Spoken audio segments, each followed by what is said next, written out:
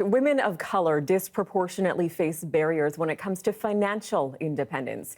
Here to talk more about this, we're joined by Parween Mander. She has a degree in economics, has worked at Van City, and is now a money coach, working to empower young women to think about money and financial health a little differently. So thank you for joining us, Parween. We'll get right to it. In your experience as a money coach, you say you've seen these financial barriers among South Asian women in particular. Explain what kind of barriers you're seeing. Yeah, well, number one is in this narrative of us being financially or told to be financially dependent upon others, whether that's our parents or then a future partner. We're never really empowered to take control of our finances. It's really around this idea of agency and having control over their life and be able to make their own decisions. Typically speaking, South Asian women have grown up in environments where they had restricted freedom, they had strict parents. And so having access to our own money, being able to save for things like travel or moving out is really important because it's really our ticket to freedom and being able to live that life on our own terms.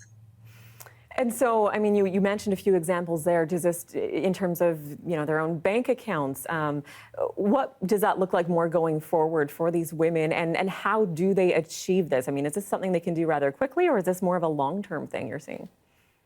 It does take time. The first step is obviously being able to confront your finances and start to take baby steps. This could look like starting a budget. This could look like reviewing your statements and looking at your debt overall and starting to be a lot more aware of your numbers. It is a long-term process, and so I do recommend either working with an expert or joining communities and other safe spaces where other women of color are talking about finances as well. And so I'm happy to report that I am starting to see a shift within this narrative within my clients, but also other South Asian women who do want to take control of their finances, who want to break these barriers that are in their way so that they can live a life on their own terms. What is the appetite you're hearing from some of these women of color? Like, what do they want? What do they desire at the end of this? What's their goal? They really want just freedom and control over their lives, essentially. They've gone their whole lives being told what to do, being told to be good and honorable, and that means to sort of self-sacrifice themselves and their own needs for the sake of other people. And so having financial independence really, again, gives them that agency to be able to make their own decisions, be able to take that trip, be able to move and, live a life that, maybe their parents, didn't really define for them. And again, it's done on their own terms. And so broadly speaking, when we're talking about advice, you've got some tips for women who want to become more financially stable. What are the top things you would say? Yeah, number one, I would recommend to do a financial audit. Download your past 3 months of banking credit card statements, and I want you to categorize your spending. I want you to be able to answer that question, just where exactly has your money been going?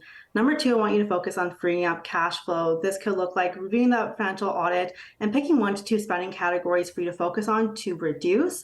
Also looking at your bills and other subscriptions that you could potentially negotiate or eliminate. We're trying to find money here that we could free up to put towards things like your debt repayment or savings goals.